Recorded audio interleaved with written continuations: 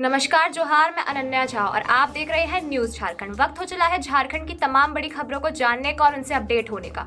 तो चलिए जानते हैं झारखंड की तमाम बड़ी खबरों को फटाफट अंदाज में। इससे पहले अगर आपने हमारे चैनल को सब्सक्राइब नहीं किया है तो हमारे चैनल को सब्सक्राइब करें, साथ ही बेल आइकन को प्रेस करें ताकि झारखंड से जुड़ी हर बड़ी अपडेट आप तक पहुंचती रहे।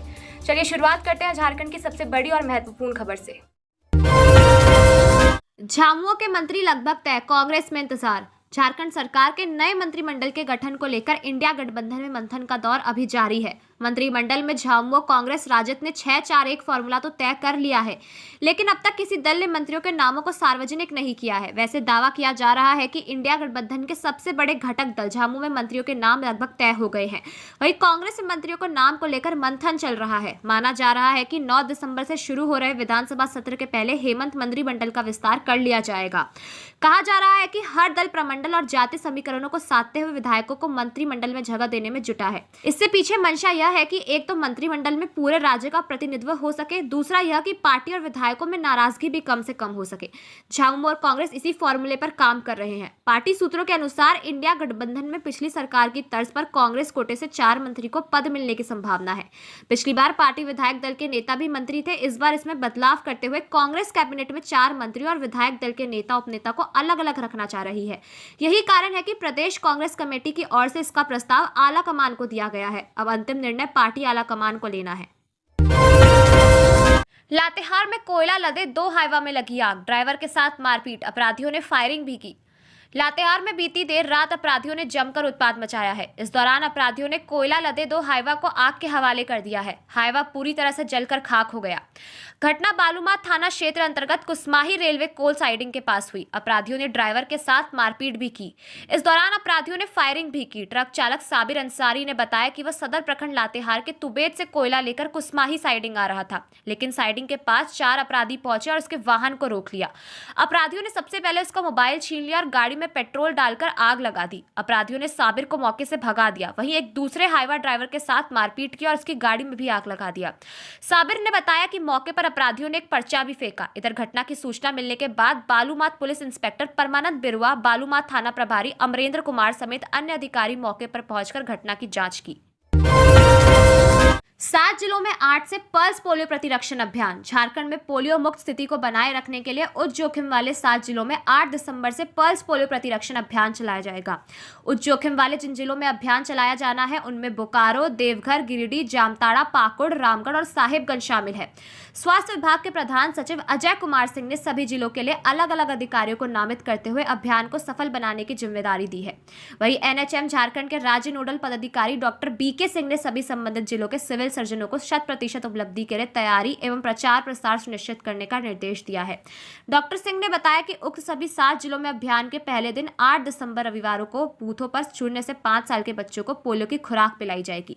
किसी कारणवश पहले दिन जो बच्चे छूट जाते हैं उन्हें सोमवार और मंगलवार को घर जा जाकर पोलियो की खुराक पिलाई जाएगी। दुबई से धमकी, फहीम की नस्ल खत्म कर दूंगा। वासेपुर में गैंगस्टर के भाई पर फायरिंग, भांजा प्रिंस बोला सिर्फ मैं रंगदारी लूंगा। झारखंड का वासेपुर एक बार फिर चर्चा में है। यहां रविवार देर रात गैंगस्टर फहीम खान के छोटे भाई नसीम खान उर्फ सानू पर बाइक सवार अपराधियों ने अंधाधुंध फायरिंग की। इस घटना में वो बाल बाल बच गए। इधर फायरिंग के बाद एक ऑडियो वायरल हुआ है। उसमें खुद को प्रिंस खान बताने वाले शख्स ने दुबई में बैठकर इस घटना को अंजाम दिलाने की बात स्वीकार की।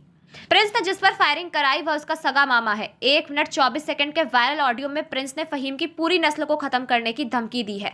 वह कह रहा है कि धनबाद में रेलवे सहित अन्य से रंगदारी उसके अलावा कोई और नहीं लेगा। ट्रैक्टर के सामने आ जाने से सानू बच गया, लेकिन मैं उसे छोड़ूंगा नहीं। ऑडियो में प्रिंस ने 18 दिसंबर 2009 को रांची में वाहिद की हत्या मामले में नसीम पर शूटरों को हथियार उपलब्ध कराने और फहीम से ठेकेदारों को फोन करवाने का भी आरोप लगाया है। हालांकि न्यूज झारखंड इस वायरल ऑडियो की सत्यता की पुष्टि नहीं करता है। झारखंड में इस महीने चलेगी शीतलहर, अभी फेंगल का असर रहेगा जारी। 4 दिसंबर से गिरेगा तापमान, बढ़ेगी ठंड। रांची सहित झारखंड में अगले 2 दिनों तक चक्रवाती तूफान फेंगल का असर रहेगा। आसमान में बादल छाए रहेंगे, लेकिन रात का तापमान बढ़ेगा। इस वजह से ठंड से कुछ राहत मिलेगी, लेकिन 4 दिसंबर से तापमान में लगातार गिरावट आएगी। 15 दिसंबर तक न्यूनतम तापमान 10 डिग्री सेल्सियस तक पहुंच सकता है। इसके बाद इसमें और गिरावट आएगी। दिसंबर के अंत तक न्यूनतम तापमान 5 डिग्री सेल्सियस पहुंचने की संभावना है। काके का पारा इससे भी कम हो सकता है। ऐसे में माह के अंत तक रांची में शीतलहर चलने की संभावना है। नए वर्ष का स्वागत कड़ाके की ठंड के साथ हो सकता है। इस दौरान बंगाल की खाड़ी में कोई नया सिस्टम बना और पश्चिमी विक्षोभ का असर रहा तो बारिश भी होगी। हालांकि अभी तक कोई नया सिस्टम बनने की संभावना नहीं दिख रही है। मौसम विभाग ने अगले एक सप्ताह का मौसम पूर्वानुमान जारी किया है। आज सुबह से ही कई जिलों में फेंगल तूफान के कारण कोहरा और धुंध छाया रहा। अधिकतम तापमान 23 डिग्री सेल्सियस और न्यूनतम तापमान 15 डिग्री सेल्सियस रहने की संभावना है। 3 दिसंबर को भी बादल छाया रहेगा। इसके बाद अधिकतम और न्यूनतम तापमान बढ़ेगा।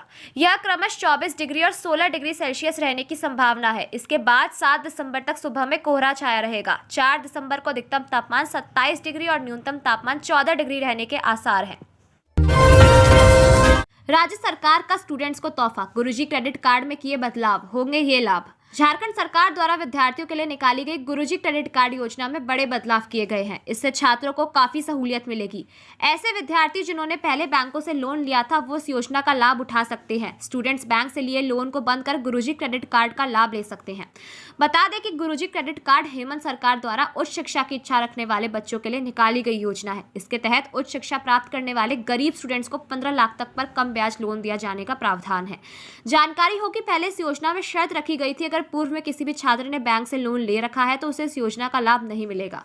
रिपोर्ट के अनुसार अब राज्य सरकार ने छात्रों को राहत देते हुए इस योजना के नियम में कुछ बदलाव किए हैं। इस बदलाव के मुताबिक अब पहले से लोन लिए हुए छात्रों को भी योजना का लाभ मिलेगा। इसके लिए बस छात्रों को लोन बंद कर बैंक से एनओसी लेना होगा। वहीं राज्य में स्थायी रूप से रहने वाले डिप्लोमाधारी भी लोन ले पाएंगे। वन विभाग से नाराज लोगों ने सड़क किया जाम, रोड पर उतरे स्कूली बच्चे भी। हाथियों को भगाए नहीं जाने से है आक्रोशित। सिमडेगा में हाथियों के लगातार उत्पात और वन विभाग द्वारा उन्हें खदेड़ने की दिशा में कोई कार्रवाई नहीं करने से लोग आक्रोशित हैं। इस क्रम में सोमवार को ठेठई टांगड़ थाना क्षेत्र में लोगों ने सिमडेगा राउरकेला NH 143 को जाम कर दिया। प्रदर्शन में ग्रामीणों के साथ काफी संख्या में स्कूली बच्चे भी शामिल थे। जाम के कारण दोनों और वाहनों की लंबी कतारें लग गई। जानकारी मिलने पर काफी संख्या में पुलिसकर्मी और वन विभाग के अधिकारी मौके पर पहुंचे और लोगों को समझाया। ग्रामीण हाथियों को क्षेत्र से भगाने की मांग कर रहे हैं। ठेठई टांगड़ थाना क्षेत्र में लगातार हो रहे हाथियों के उत्पात से ग्रामीण भय के साए में जी रहे हैं। ग्रामीण रत जगा कर रात गुजार रहे हैं। रविवार की रात भी क्षेत्र में हाथियों के झुंड ने कई घरों को क्षतिग्रस्त कर दिया। 2 दिनों पूर्व भी हाथियों ने प्रखंड के जोराम स्थित पावर हाउस का बाउंड्री तोड़कर प्रवेश कर दिया। किसी तरह कर्मियों ने भागकर अपनी जान बचाई थी। राज्य के 45% स्कूलों में नहीं हुआ मिड डे मील का ऑडिट। झारखंड के 45% स्कूलों में मध्याह्न भोजन योजना का वैधानिक अंकेक्षण नहीं हो पाया है। 31 अक्टूबर तक यह प्रक्रिया पूरी कर ली जानी थी, लेकिन पूरी नहीं हो सकी। राज्य के 35,497 में 19,397 स्कूलों का ही वैधानिक ऑडिट हो सका है। अभी भी 16,100 स्कूलों का सोशल ऑडिट नहीं हो सका है। स्कूली शिक्षा व साक्षरता विभाग ने विशेष आग्रह पर इसकी तारीख 31 दिसंबर तक बढ़ा दी है। 31 दिसंबर तक वैधानिक ऑडिट की प्रक्रिया पूरी नहीं की गई तो संबंधित अधिकारियों पर कार्रवाई की जाएगी। राज्य के सरकारी स्कूलों में वित्तीय वर्ष 2021-2022 से 2023-24 तक का वैधानिक अंकेक्षण किया जा रहा है। यह प्रक्रिया 1 अगस्त से शुरू की गई थी। इसे 31 अक्टूबर तक पूरा कर लिया जाना था और रिपोर्ट नवंबर में दे दी जानी थी। किसी भी जिला ने 100% अंकेक्षण का काम पूरा नहीं किया है। कुछ अंकेक्षकों की ओर से अनुरोध पत्र मिला है जिसमें कहा गया है कि झारखंड विधानसभा के चुनाव के कारण कार्य बाधित हुआ है, इसलिए इसमें 1 महीने का अतिरिक्त समय दिया जाए। भाजपा विधायक दल का नेता कौन, 3 नामों पर मंथन, CP सिंह का पलड़ा भारी। 9 दिसंबर से विधानसभा का सत्र शुरू होगा। सत्र से पहले भाजपा को विधायक दल का नेता चुनना होगा। नेता को लेकर पार्टी के अंदर मंथन व हलचल तेज है। विधानसभा के अंदर जन मुद्दों पर हेमंत सोरेन सरकार को कौन घेर सकता है, आंकड़ों और तथ्यों के साथ सदन में कौन अपनी बातें मजबूती से रख सकेगा। भाजपा को ऐसे नाम पर विचार करना होगा जो सरकार को सदन में घेर सके, जवाब देने को मजबूर कर सके। विपक्ष का संख्या बल कम है जबकि सत्ता पक्ष मजबूत है। ऐसे में चुनौती बड़ी है। विधानसभा के अंदर मुखर आवाज उठाने वाले कई विधायक हार चुके हैं। इनमें नेता प्रतिपक्ष रहे अमर बाउरी, भानु प्रताप शाही, विरंची नारायण, अनंत ओझा व रणधीर सिंह प्रमुख है। भाजपा में 3 चेहरे प्रमुख है जो नेता प्रतिपक्ष के दावेदार है और सीनियर भी है। इसमें रांची विधायक CP सिंह, प्रदेश अध्यक्ष बाबूलाल मरांडी व कोडरमा विधायक पूर्व मंत्री नीरा यादव है। वरीयता व अनुभव के आधार पर CP सिंह का पलड़ा भारी है। सिंह लगातार 7वीं बार जीते हैं, विधानसभा अध्यक्ष भी रह चुके हैं, इसीलिए सदन व संसदीय परंपरा का लंबा अनुभव है। क्रैशर फायरिंग मामले में सुजीत सिन्हा गिरोह के 6 अपराधी गिरफ्तार। पलामू पुलिस और एटीसी ने डोकरा चांदो स्थित क्रैशर पर 29 नवंबर की रात हुई फायरिंग मामले में 6 अपराधियों को गिरफ्तार किया है। गिरफ्तार सभी अपराधी सुजीत सिन्हा गिरोह के बताए जा रहे हैं। इनके पास से पुलिस ने 3 पिस्टल, 1 देसी कट्टा, 3 जिंदा गोली, 3 बाइक और मोबाइल बरामद किया है। गिरफ्तार सभी अपराधियों को न्यायिक हिरासत में भेज दिया गया है। पलामू एसपी रिस्मा रमेशन ने प्रेस वार्ता कर इसकी जानकारी दी। रिस्मा रमेशन ने बताया कि 29 नवंबर को चैनपुर थाना क्षेत्र स्थित चांदो के क्रैशर में अज्ञात अपराधियों ने फायरिंग की थी। फायरिंग के बाद एटीसी और पुलिस ने छापेमारी की और 6 अपराधियों को गिरफ्तार किया। गिरफ्तार अपराधियों में अशफाक खान, कुश यादव, गुलशन कुमार, आसिफ अहमद फरहान और जेजेएमपी नक्सली दीपक भुइयां शामिल है। गिरफ्तार अपराधियों को पुलिस ने न्यायिक हिरासत में भेज दिया है। एसपी ने बताया कि कुछ दिन पहले सुजीत सिन्हा गिरोह ने क्रैशर मालिकों और कारोबारियों को लेवी के लिए धमकी दी थी। इस मामले में पुलिस ने 2 अपराधियों को गिरफ्तार कर जेल भेजा था। 2 कारों की जोरदार टक्कर, 4 घायल। देवघर जिले के सारठ क्षेत्र में राष्ट्रीय राजमार्ग 114 ए पे कोड़ाडी गांव के पास 2 तेज रफ्तार कारों की आमने सामने जोरदार टक्कर हो गई। इस हादसे में दोनों वाहनों पर सवार 4 लोग गंभीर रूप से घायल हो गए, जिनमें से एक की हालत नाजुक बताई जा रही है। घटना के संबंध में मिली जानकारी के अनुसार जामताड़ा जिले के महिजाम से एक ऑल्टो कार पर सवार 3 लोग अमित कुमार भंद्रा, पंकज कुमार और चालक पिंटू चटर्जी निजी काम के लिए देवघर जा रहे थे। वहीं वैगनार कार चालक छोटू राय देवघर से चित्रा की ओर जा रहा था। जब छोटू राय ने अपनी कार से एक सवारी बस को ओवरटेक करने की कोशिश की, तब अचानक उसकी कार अनियंत्रित हो गई और सामने से आ रही ऑल्टो कार से टकरा गई। घटना की सूचना मिलते ही थाना प्रभारी ने तुरंत कार्रवाई करते हुए सभी घायलों को सारठ सामुदायिक स्वास्थ्य केंद्र भेजा, जहां उनका इलाज किया जा रहा है। एजेंडे के तहत फैलाया जा रहा भ्रम। पूर्व मुख्यमंत्री और भाजपा के सरायकेला विधायक चंपाई सोरेन ने एक्स पर पोस्ट के जरिए कहा है कि सोशल मीडिया पर एक एजेंडे के तहत एक पुराना वीडियो वायरल करवाकर उसके संबंध में कुछ भ्रामक अफवाहें फैलाई जा रही है। चुनाव के समय भी ऐसा किया गया था, कृपया ऐसी झूठी अफवाहों से बचे। उल्लेखनीय है कि सोशल मीडिया पर वायरल वीडियो में चंपाई सोरेन झामुमो के कार्यकारी अध्यक्ष मुख्यमंत्री हेमंत सोरेन की तारीफ कर रहे हैं। यह वीडियो उस वक्त का है जब हेमंत सोरेन के जेल जाने के बाद चंपाई सोरेन झारखंड के सीएम बने थे। तब उन्होंने कहा था कि हेमंत सोरेन युवा हृदय सम्राट है और मुख्यमंत्री के तौर पर उन्होंने कई ऐसे काम किए हैं जिसे दूसरे राज्यों की सरकारों ने भी अपनाया। ज्ञात हो कि चंपाई सोरेन ने 2 फरवरी 2024 से 3 जुलाई 2024 तक झारखंड के मुख्यमंत्री के रूप में कार्य किया। इसके बाद चंपाई सोरेन झामुमो का साथ छोड़कर 30 अगस्त 2024 को भाजपा में शामिल हो गए। झारखंड में नवंबर में हुए विधानसभा चुनाव में चंपाई सोरेन कोल्हान सीट से अपनी विधायकी बचाने में तो कामयाब रहे, लेकिन भाजपा बहुमत के आंकड़े से बहुत दूर पीछे छूट गई। चंपाई सोरेन की ओर से स्पष्ट किया गया है कि 10 महीने पुराने वीडियो के माध्यम से एक एजेंडा के तहत सोशल मीडिया पर भ्रम फैलाया जा रहा है। पश्चिम बंगाल से परीक्षा देने आई नाबालिग छात्र के साथ होटल में छेड़खानी। पश्चिम बंगाल से परीक्षा देने आई नाबालिग छात्र के साथ होटल में छेड़खानी हुई। यह घटना रांची के कटहल मोड़ स्थित एक होटल में हुई, जहां बदमाशों ने कमरे में घुसकर लड़की के साथ छेड़खानी की। इस मामले में छात्र का पिता ने नगड़ी थाना क्षेत्र के मालदा के शोभेंदु मंडल, शांतनु मंडल, तमिलनाडु के अभिषेक दत्ता, अर्का पराव दत्ता और सोमनाथ शर्मा पर केस किया। उनका आरोप है कि लड़कों ने उनकी बेटी के आपत्तिजनक तस्वीर खींची और उसे ब्लैकमेल किया। घटना के संबंध में बताया जा रहा है कि छात्र कटहल मोड़ के काव्यान रेसिडेंसी में ठहरी थी।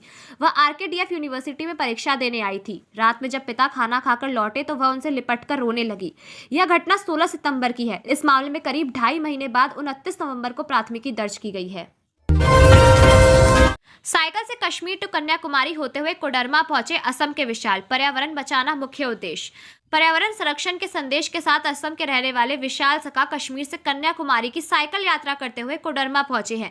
यहां से वे बिहार होते हुए नेपाल के लिए रवाना हो गए। चंदवारा प्रखंड के मदन गुंडी के पास स्थानीय लोगों ने विशाल का स्वागत किया और उन्हें सहयोग राशि देकर रवाना किया। इस दौरान विशाल ने लोगों को पर्यावरण संरक्षण का संदेश भी दिया और ज्यादा से ज्यादा पौधा लगाने की लोगों से अपील की। असम के शिव सागर जिले के रहने वाले विशाल का अपना चाय बागान भी है। विशाल ने बताया कि इससे पहले पिछले साल जब वे भारत भ्रमण के दौरान लद्दाख गए थे, तब उन्हें ऑक्सीजन की काफी कमी महसूस हुई थी। इस दौरान उन्हें ऑक्सीजन मेंटेन करने के लिए दवा लेनी पड़ी। तभी से उन्होंने मन में सोच लिया था कि वे पर्यावरण संरक्षण को लेकर लोगों को जागरूक करेंगे। इसे लेकर विशाल पिछले 5 महीने 10 दिन से सेव एनवायरनमेंट के नाम से साइकिल यात्रा पर है। विशाल कश्मीर से कन्याकुमारी भ्रमण के दौरान कई प्रदेशों का दौरा भी कर चुके हैं। भाकपा माओवादी के कमजोर होते ही छोटे छोटे अपराधी व उग्रवादी संगठन सक्रिय।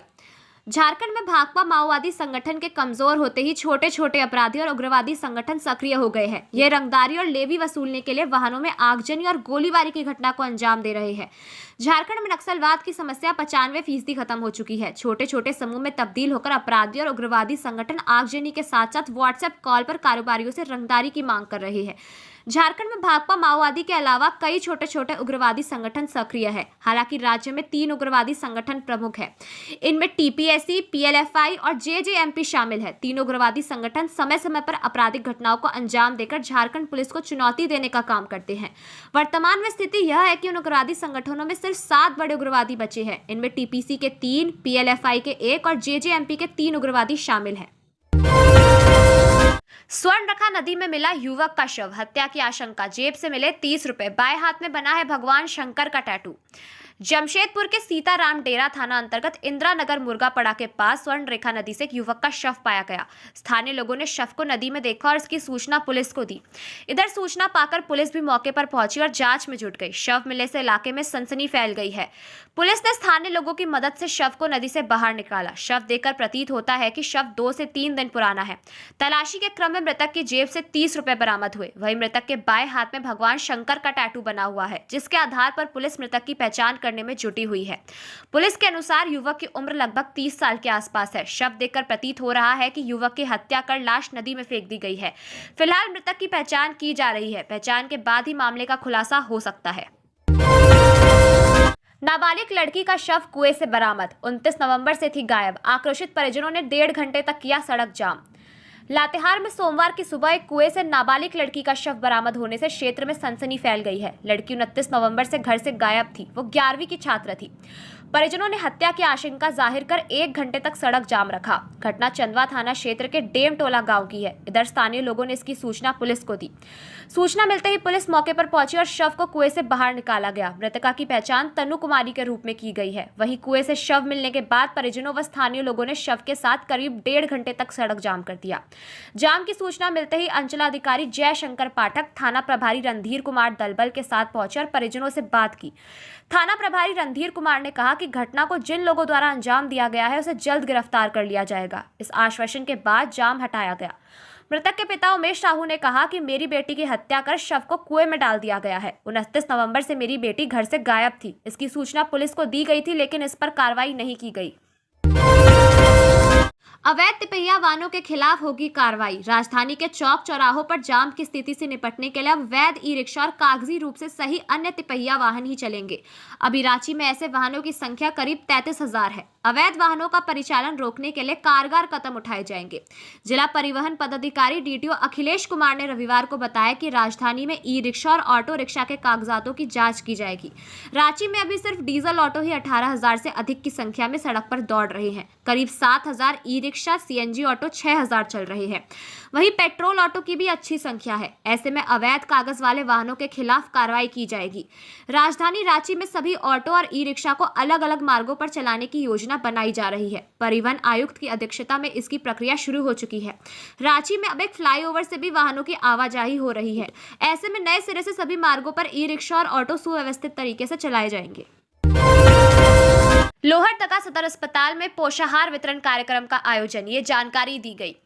लोहरदगा के सदर अस्पताल परिसर स्थित यक्ष्मा केंद्र में सोमवार को 45 टीबी रोगियों के बीच अतिरिक्त पोषण सहायता के तहत मरीजों के बीच पोषण टोकरी पोषाहार का वितरण किया गया। इसे पोषाहार वितरण कार्यक्रम का नाम दिया गया। वहीं कार्यक्रम को संबोधित करते हुए civil surgeon doctor Shambhunath Chaudhary और डीटीओ डॉक्टर डीएन सिंह ने कहा कि टीबी मरीजों को समय समय पर अपने स्वास्थ्य की जाँच कराते रहना चाहिए। उन्हें नियमित अपने वजन, हीमोग्लोबिन, बलगम की जाँच कर दवा का सेवन करना है। इस दौरान यक्ष्मा मरीजों को समय पर दवा का सेवन करने और सरकार द्वारा टीबी मरीजों के लिए चलाई जा रही कार्यक्रमों पर भी जानकारी दी। सीएस ने कहा कि समय पर जांच व नियमित दवा के साथ टीबी को पूरी तरह से समाप्त किया जा सकता है। मरीजों को दी गई पोषण टोकरी में दाल, चना, गुड़, बादाम, रिफाइन शामिल है। जामताड़ा में रेलवे लाइन पर मिला अधेड़ का शव, सिर पर मिले गहरे चोट के निशान, शव के पास मिला बैग। जामताड़ा के रूपनारायणपुर रेलवे स्टेशन से सोमवार सुबह रेल पुलिस ने एक शव बरामद किया है। शव नाले में पड़ा था। शव के पास एक ट्रैवल बैग और पानी की बोतल का बैग मिला है। इधर चितरंजन से आसनसोल जाने वाली रेलवे लाइन पर शव मिलने से हड़कंप मच गया है। व्यक्ति की पहचान नहीं हो सकी है। सर पर गहरी चोट की वजह से काफी खून बह रहा था। सीतारामपुर आरपीएफ और जीआरपी शव को बरामद कर पोस्टमार्टम के लिए आसनसोल जिला अस्पताल भेज दिया है। प्राकृतिक जल धारा को डाइवर्ट करने से पहले एनओसी जरूरी। राज्य सरकार ने कोल ब्लॉक से गुजरने वाली सभी प्राकृतिक जल धाराओं को डाइवर्ट करने की दिशा में बड़ा फैसला किया है। डाइवर्ट करने से पहले सरकारी, अर्ध सरकारी, निजी व अन्य एजेंसियों के लिए प्रक्रिया और कई शर्तें निर्धारित की गई है। इसके साथ एजेंसी को पहले ही एनओसी लेने का निर्देश दिया गया है। जल संसाधन विभाग ने इसके लिए एक स्टैंडिंग ऑपरेटिंग प्रोसीजर जारी किया है। इसके लिए विभाग ने पूर्व में जारी एसओपी में बदलाव किए हैं। बदलाव करने से पहले विभाग ने अक्टूबर 2023 में एक समिति गठित की थी।